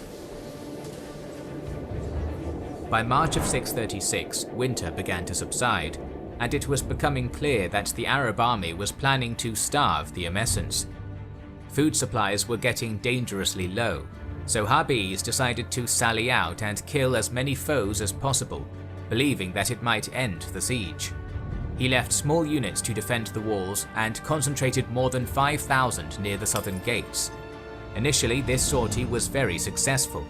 The Muslims were caught unprepared and were outnumbered 2 to 1, which led to hundreds of casualties and forced them to retreat under Harbeis' pressure. However, Khalid managed to get his cavalry together, arriving to the area of battle shortly after. The numbers were now on the Arab side, and this was enough for the Romans to break off the fight and return to the safety of the walls. The defenders were jubilant and not at all surprised when the Muslim army gathered to the south and started withdrawing. Harbeez decided that he could score a brilliant victory and immediately marched out of the city with the same 5,000. He caught up with the retreating Muslims a few miles to the south, but as soon as his mounted troops started charging, Abu Ubaida's units turned back and attacked. A few minutes later, the Romans were surrounded from all sides. Harbeez was killed and only a few hundred of his soldiers escaped. After a short battle, the Arabs returned to the city and the garrison, which was left leaderless, surrendered. Meanwhile, to the north, Emperor Heraclius had been preparing an army to counterattack for some time. Various sources provide numbers of this army ranging from a very modest 30,000 to the fantastical 400,000. It should be noted that the chroniclers who wrote on this war lived at least 1 or 2 generations after the events, so their depictions weren't based on first or even second-hand accounts. We know that at the peak of the Byzantine-Sassanid War of 602 to 628, Heraclius was able to raise an army of 70,000 for his attack on the Sassanid Empire, but that army had a considerable Gokturk element. At the same time, the Byzantines had to keep some forces in Italy, the Balkans and the Caucasus in order to check the encroaching Lombards, Slavs, Avars and Khazars. In our opinion, the Byzantines outnumbered their opponents at least 2 to 1, but considering the logistical situation in the area of operation, their numbers were below 100,000. Heraclius, who was now in his 60s, suffered from edema, so he wasn't going to lead the army, predominantly made of Greeks, Armenians and Christian Arabs, personally. Instead, the army was divided into 5 columns, commanded by 5 generals. The plan was to engage and surround the Muslim forces around Emesa and use another column to take Damascus and prevent the troops of the Caliphate operating to the south from reinforcing the northern group. The army left Antioch in the middle of June. Unfortunately for the Romans, a few days before their leading column reached Emesa, the Arabs learned about the counterattack, either from their spies or from the prisoners they took while raiding Shaizar. So Abu Ubaidah ordered his corps to fall back. Initially, the idea was to retreat to Damascus to preserve this conquest, but the city was surrounded by open space that would have given an army with superior numbers an advantage, so the Arabs started retreating towards Jabiya, which was located between the river Yarmouk to the south, Lake Tiberias to the west, and the desert to the east. Messengers were sent to the southern group with the order to march towards Jabiya. The Byzantines, who barely missed an opportunity to crush their opponents around Emesa, started chasing the Arabs, slowly coalescing after taking the city. They retook Damascus and continued south, and sometime in the middle of July 636, their vanguard made contact with the Caliphate's rearguard to the north of Jabiya. The Arab commanders, who initially liked their position, now understood that they might be attacked from the southwest, via the narrow passage between Lake Tiberias and the river Yarmouk. The Byzantine field army could have engaged them from the front, while the garrison of Caesarea might have attacked using the passage. Therefore, Abu Ubaidah left Khalid in command of the rearguard and started repositioning his troops. The latter engaged the Byzantine vanguard, led by the light Christian Arab horsemen, allowing the rest of the army to move unharassed. The Muslims encamped in the eastern part of the plain of Yarmouk. Some distance to the east of them were the lava hills, stretching from north to east of Ezra, and the mountains of Jabal ad-Druz. A few days later, probably in the last days of July, the Roman army entered the plain and built a fortified camp in its western part. With the central portion of the plain left unoccupied, the army started preparing for battle by scouting the enemy positions. The sources mention extensive negotiations which continued for weeks, but the details of the talks are convoluted. In short, they ended in failure and the battle was inevitable. According to some sources, The Caliph's reinforcements, consisting of 5,000 famous Yemeni archers and 1,000 footmen who were veterans of the earliest Muslim campaigns in Arabia, joined the army sometime during this negotiation. The battlefield was enclosed on its western and southern sides by deep ravines. To the west, Wadi-ur-Rakad flowed into the Yarmouk River near Yakasa. This stream ran northeast to southwest for 11 miles through a deep ravine with very steep banks. The ravine was crossable at a few places, but there was only one main crossing, where the village of Kafir-ul-Ma stands today.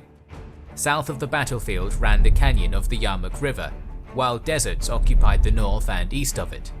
The plain was mostly flat, save for a small hill called Samain. On the 14th of August, the Roman army moved forward and started forming up to the east and north of Alan. It is debated whether the army was commanded by the Armenian general Vahan, or each of the 5 corps had a separate leader. The Byzantine army positioned itself as follows. The light Ghassanid cavalry of Jabala was stretched across the plain as the vanguard, with the objective of screening the army and skirmishing with the enemy. Kanatir commanded the left flank, while Grigori was on the right flank, and 2 central corps were led by Dejan and Vahan. The Romans had spear and sword infantry in the first rank, archers in the second, and cavalry behind them.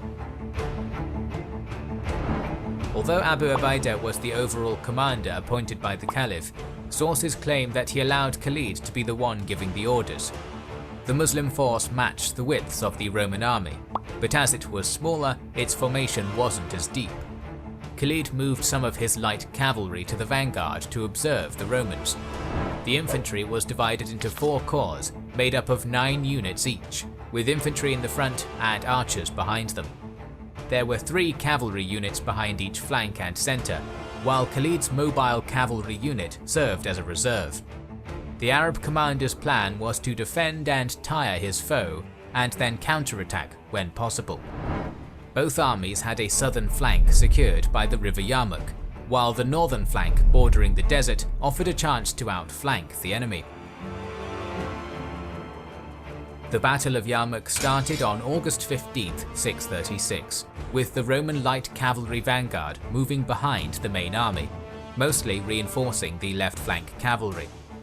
The Arab vanguard did the same and joined the main cavalry units.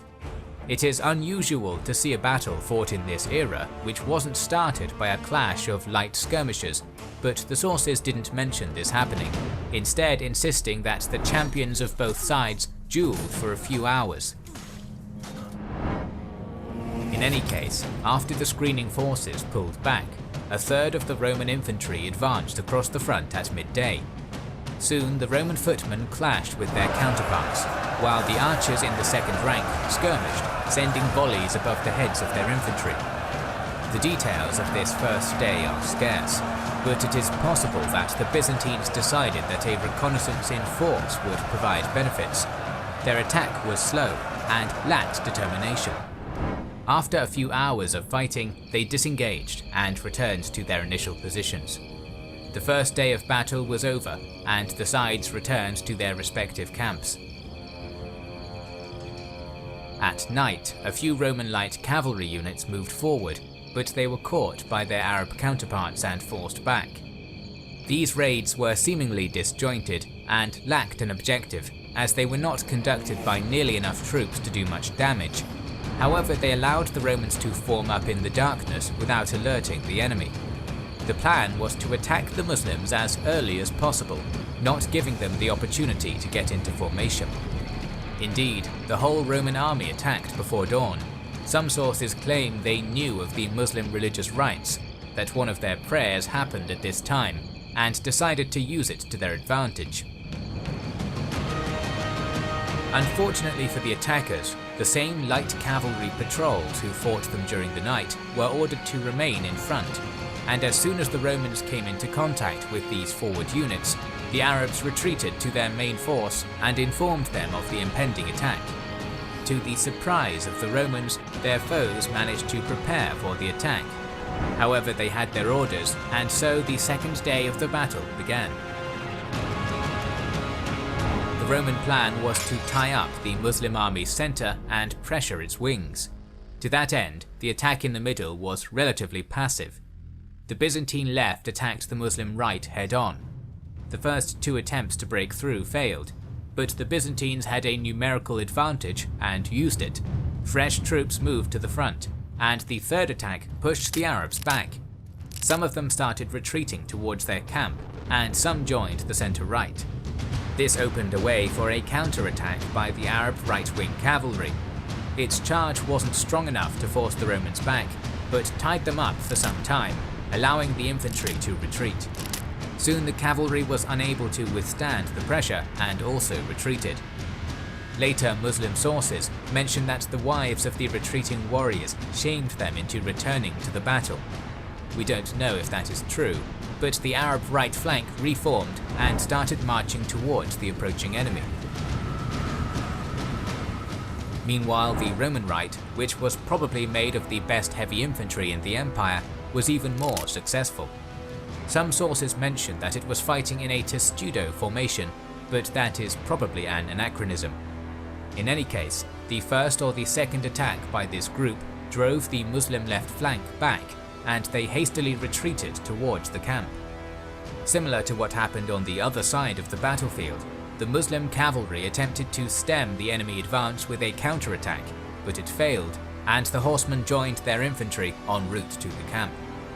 The sources once again claim that their wives urged them to return to the battle and even threw stones at their husbands. As the Roman right was slower due to its heavier armour, the Arabs had more time to rearrange their line and move towards the Romans.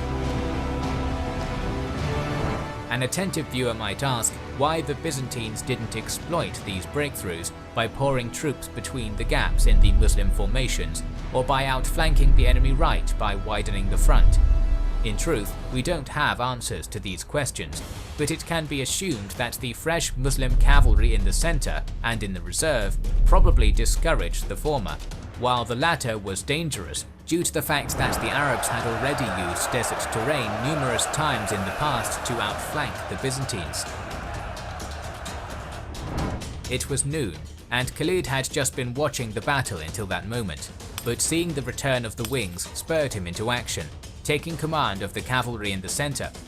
First, his united cavalry force charged to the right, and moments after joining up with the right wing of the fight, and were about to break and flee again. However, Khalid was on his way. He sent one unit of his cavalry to exploit the gap between the enemy right and centre right, and charged the rest into the side of the Roman right. As mentioned, this was the best Roman infantry, so they resisted longer than their counterparts and suffered fewer casualties, but still retreated. The cavalry unit sent to attack the Roman centre-right surprised the latter, managing to break in and killing the commander of this group. The Romans recovered from their surprise and pushed back the attackers. However, seeing that their flanks were retreating, the centre also broke off and returned to their starting positions. Both parties probably suffered similar casualties, with the majority of the Arab losses during the early retreat. The Roman right lost the most troops, and that would prove to be important during the next day, as this detachment started its advance alongside the whole army, but stopped well short of the enemy army, with archers on both sides entering a half-hearted skirmishing contest. Meanwhile, the Roman centre-right engaged the Arabs, but this attack only served to tie up this portion of the opposing army. The main attack targeted the right and centre-right of the Muslim army, and although initially the Roman onslaught was slowed, their numbers started to play a role. The Muslims started to retreat, especially on the right flank, where their line was pressed all the way up to the camp yet again. This allowed the Romans to increase the pressure on the rightmost units of the Muslim centre-right and start turning the line. Amir's corps finally reformed and returned to the battle, but all their efforts only managed to stabilize the line. The Arab cavalry in the second line attempted to outflank the Romans, but Qanatir moved his own to block off this advance. Seeing that the Roman right was being passive, Khalid deduced that his left was safe. He moved the reserve cavalry to the right and charged the Roman flank. The Byzantine commander attempted to move more troops from his second rank to widen his front, and it worked for some time. However, the Romans now lacked their previous depth, and with this advantage negated, the Arabs in the other parts of the line started to push back. Approaching dusk, the continuation of the battle became impossible, and the attackers disengaged, retiring to their initial line. It is clear that the Romans were getting frustrated, as they expected their numbers to prevail at this point in the engagement. In the first 3 days, the Romans probably lost more troops, but they still outnumbered their foe. Meanwhile, for Khalid, the main worry was the losses among the Yemeni archers and on the right flank. The Roman plan for the next day was to attack the right half of the Caliphate's army, to divide it and encircle each corps separately, and then do the same with the left half. To that end, their left attacked the Muslims, and soon the right flank of Khalid's army was shoved back yet again, but not as far as in previous days. Made up mostly of the Armenians, the Roman centre-left was equally successful against the Muslim centre-right. This time, the Roman troops were able to turn this portion of the Arab line, which opened up space between their corps, and the Christian Arab light cavalry, which was stationed in reserve behind the centre, was commanded to charge into this gap. The Muslims were suffering heavy casualties, and it was becoming clear that Khalid needed to move to the area to stop the Romans from winning. Before he did that though, he sent word to the left and centre-left, ordering them to advance and tie up the forces in front of them. With that, the Arab commander divided his cavalry into 2 halves. One of them moved to the left and attacked the Armenians from the side and rear, while Khalid himself moved against the Christian Arabs. The arrival of the reinforcements invigorated the beleaguered Muslims, and they counterattacked. The fight here continued for a few hours, until eventually the Muslims started gaining the upper hand. Engaged from 3 sides, the more heavily armoured and disciplined Armenians suffered some casualties, but were still able to retreat in relative order. Their Christian Arab allies weren't as able to defend themselves, and lost many hundreds before they were able to return to their initial position.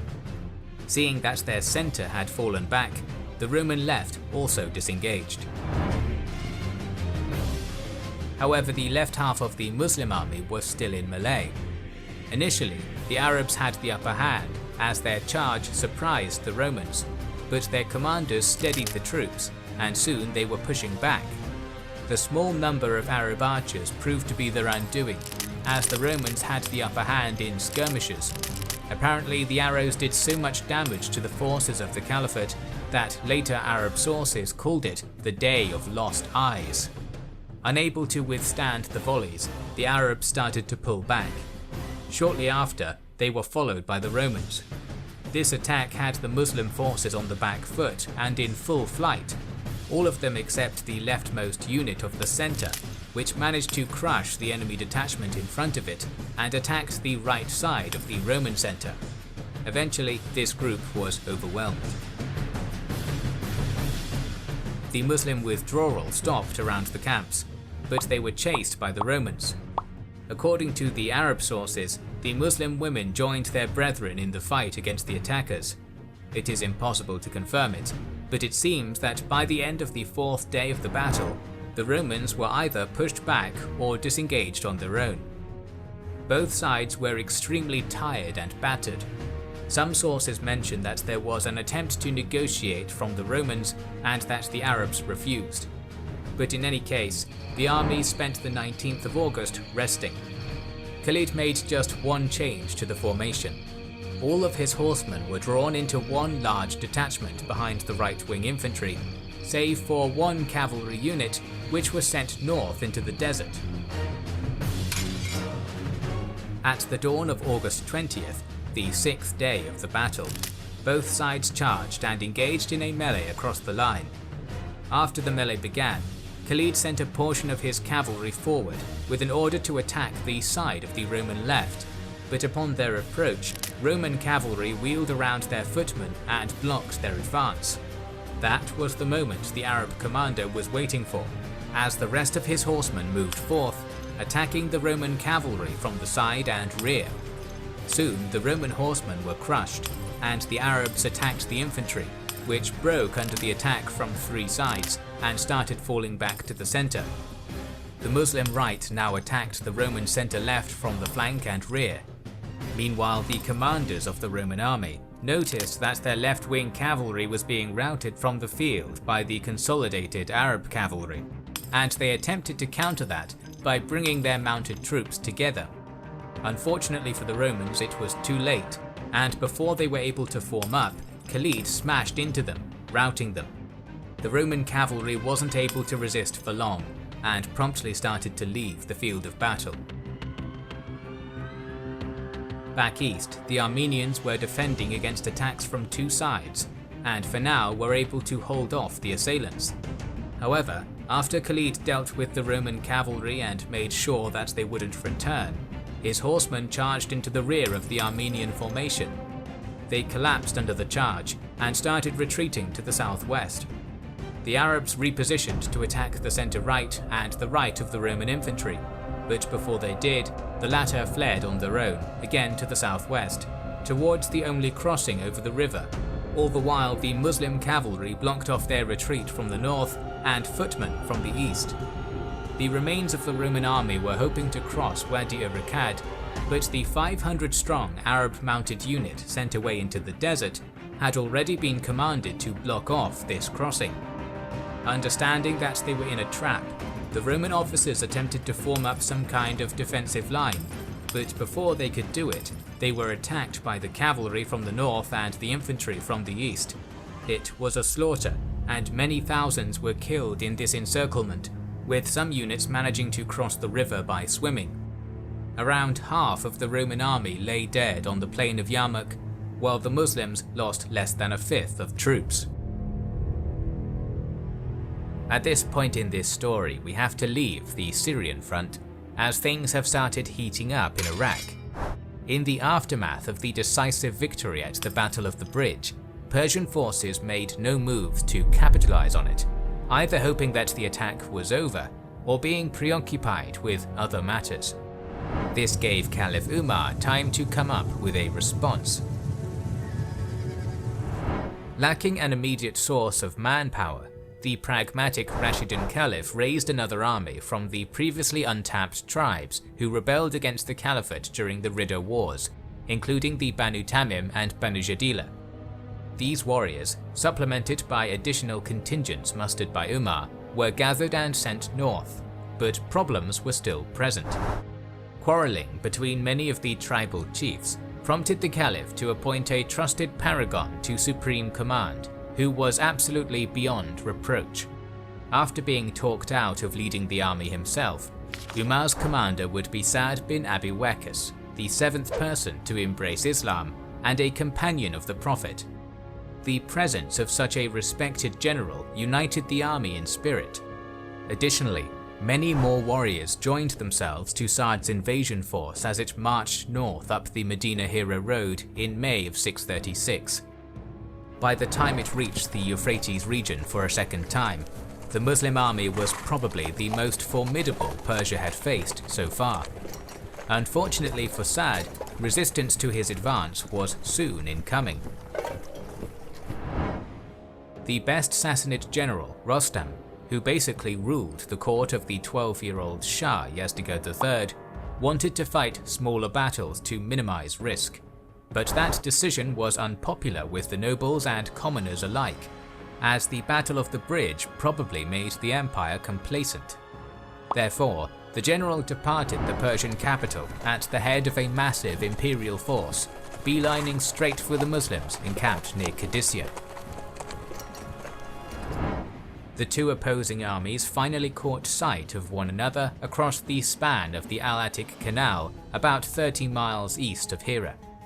After an exhausting march in the midst of Iraq's blistering summer, Rostam ordered his men to take up positions and encamp across from Sa'd's army.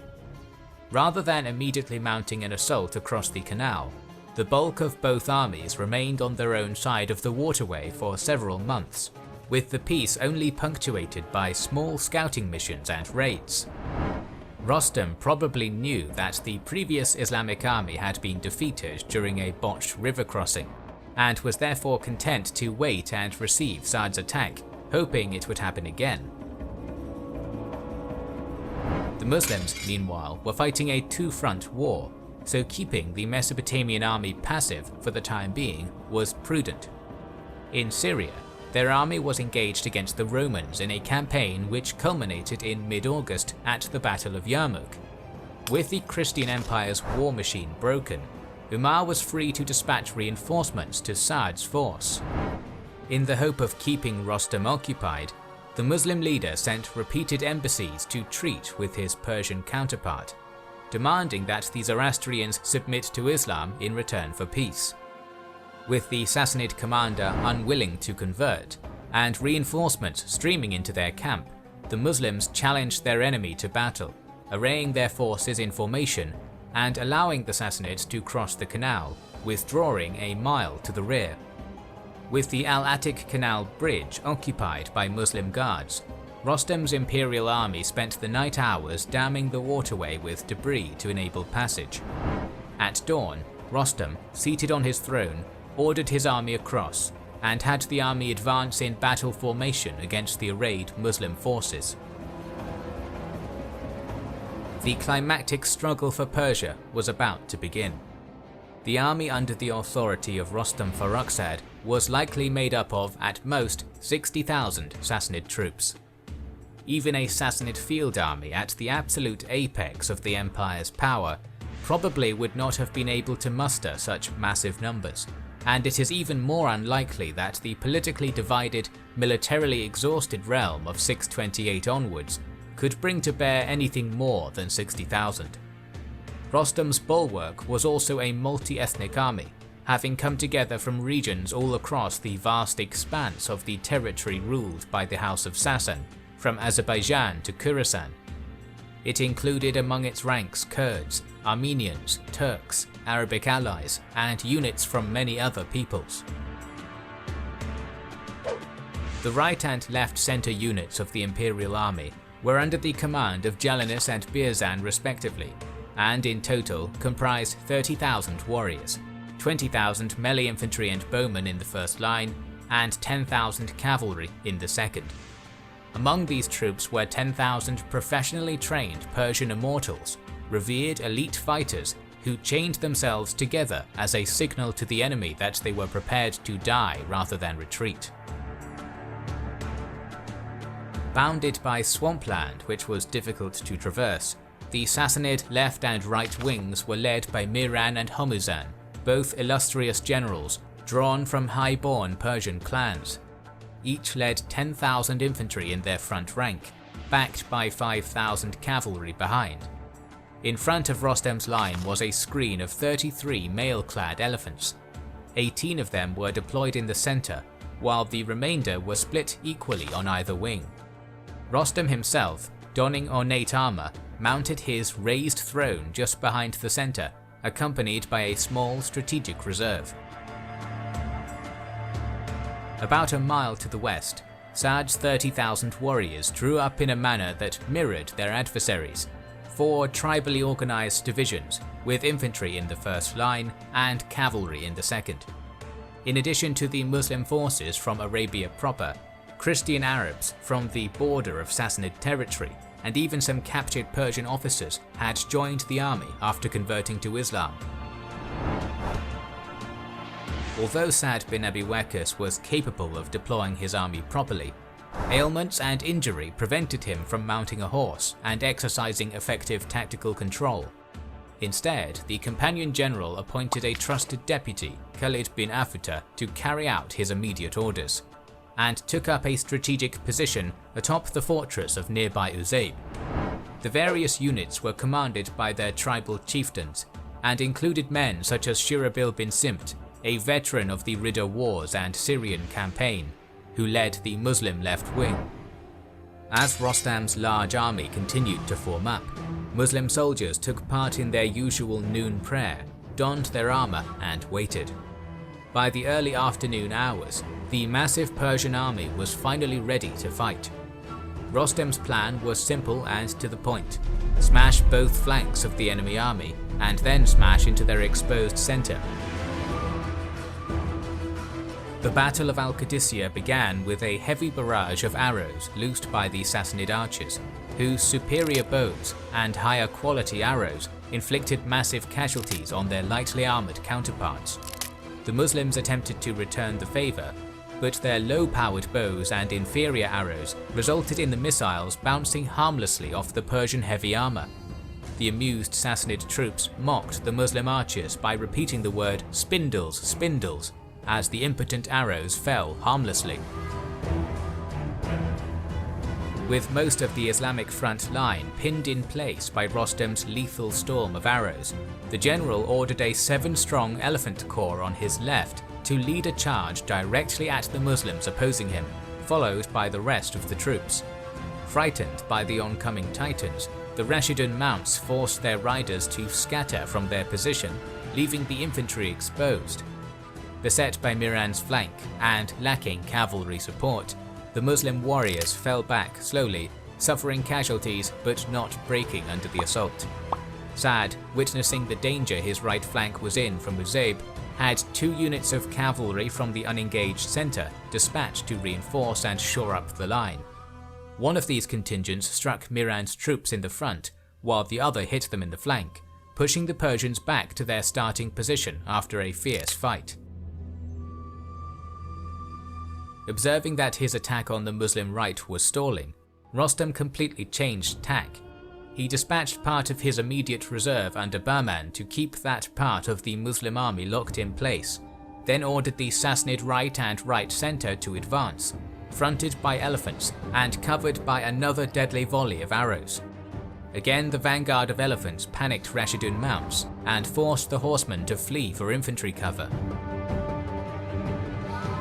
This state of affairs could not continue if victory for Islam was to be attained. Sa'd, realizing he had to do something about the Sassanids' assault beasts, had orders conveyed that light troops from the Arabian Bani Tamim tribe deal with them. Darting in and amongst the massive elephants with considerable skill and daring, the agile warriors cut the cables which kept the elephants' mounting platforms atop the animals, and showered the occupants with missile fire. A vast number of the isolated elephant riders were killed where they stood, while the rest led their exhausted war mounts back behind the main Persian line. The general Sassanid attack on this side of the field was also wrestled back. In an attempt to take advantage of his enemy's lack of elephants, Sa'd ordered a general attack all across the front. It is said that while the Sassanids were equipped better than their foe, the Muslims were superior fighters. This level of skill allowed a unit in Sa'd's center to punch through the Persian line and get close to the enthroned Rostam. Descending from his position, the general drew his sword and entered the fray personally along with some retainers. With the army's morale bolstered by the presence of their leader, the Muslim counterattack was repelled and the front re-established. By nightfall, the last of the day's fighting had come to an end. This first dreadful day, also known as the Day of Disorder by the battered Rashidun warriors, was over. The wounded were gathered and cared for by women in the Muslim camp and trained surgeons of the Sassanid army, while the remainder rested. When dawn came, both armies once again lined up for battle, facing off until mid-morning. At around noon, 1,000 reinforcements from Syria under Keka bin Amr began streaming onto the field to reinforce the Muslim army, coming 10 at a time so as to give the illusion of vast numbers. This increased the morale of the Muslim army tenfold, and Sa'd immediately ordered another charge all across the line. Despite the heavy casualties that his troops inflicted on the Sassanids, the enemy ranks remained coherent and unbroken, mainly due to the force of their heavily armoured cavalry. Casualties increased as the fighting grew more and more brutal, but after 2 hours of fruitless fighting, both sides pulled back. The Muslims were trading well, 4 dead Persians for each of their own. but Rostam, trusting in his superior numbers, was content to grind Sa'd's force into the dust. On the Muslim side, Qaqa, displaying his energetic and restless nature, used the break-in fighting to cover the camels that the Rashidun army brought with wooden structures, making them look to the untrained eye of a horse like unfamiliar, terrifying beasts.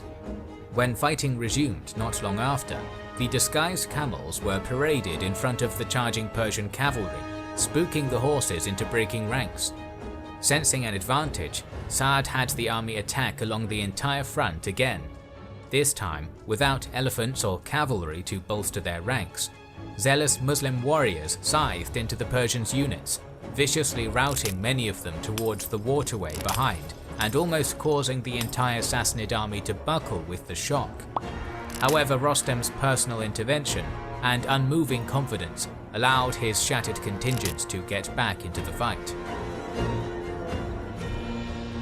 Throughout the evening hours, Persian and Rashidun troops engaged in a slogging match, which, as the sun dipped beneath the horizon, managed to painstakingly throw the Muslims into retreat. With that, both exhausted armies retired for the night. When daylight came on the third day, and the armies were arraying for battle, Sa'd's troops were met with an unwelcome surprise. The enemy ranks parted briefly, and through them marched the mighty elephants, recovered and rearmed, now each surrounded by a protective ring of infantry and cavalry. When mid-morning came, Rostam had his archers unleash another extended arrow volley, which locked the Muslims in place.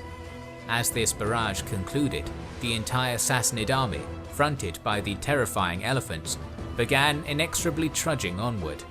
Suddenly, as they approached Sa'd's line, the infantry shielding each elephant's front shifted aside according to plan, enabling the giant war beasts to crash into the Muslim line at close range. The riders were able to escape and fled without delay, but the infantry weren't so lucky. Sa'd's entire army was brutally shoved back, losing hundreds of men who were gored by tusks, crushed by the elephant's feet, or put to the sword by Persian arms. Rostam caught the smell of blood in the water. In order to end the battle, he sent a cavalry division on a deep flanking attack against Uzayb castle itself, but this was rapidly countered by a unit of Muslim riders. Although that attempt failed, the army of Islam was visibly about to disintegrate, despite the coming of even more reinforcements from the west.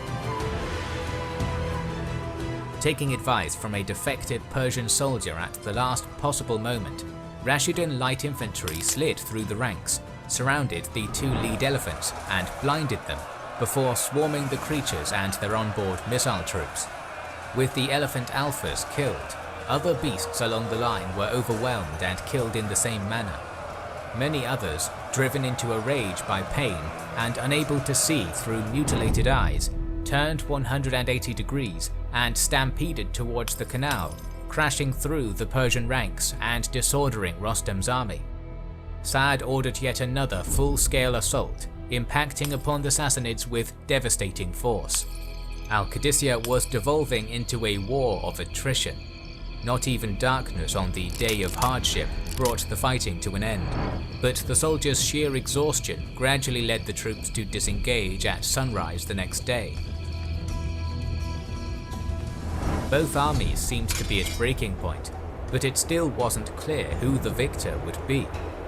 As both armies rested, Qaqa decided to make a decisive move. Under the cover of a brief sandstorm, he and 700 troops launched an attack on the blinded Persian center, breaking through the line and approaching Rostam. Isolated and disoriented, the Sassanid general was found by a Rashidun soldier and slain. Fighting continued until rumors of their commander's fate spread around the Persian army. At that point, the center finally cracked and routed towards the river, followed shortly after by both flanks. The imperial army of the Sassanid Empire had been defeated. The Sassanids lost more than 20,000, while the Muslim losses were less than 10,000. Although the Muslims seemingly scored decisive victories against two of the strongest empires of the period, the war in the region was hardly over. The next episodes of this series on early Muslim expansion will take us to Egypt, Constantinople, Central Asia, Spain, and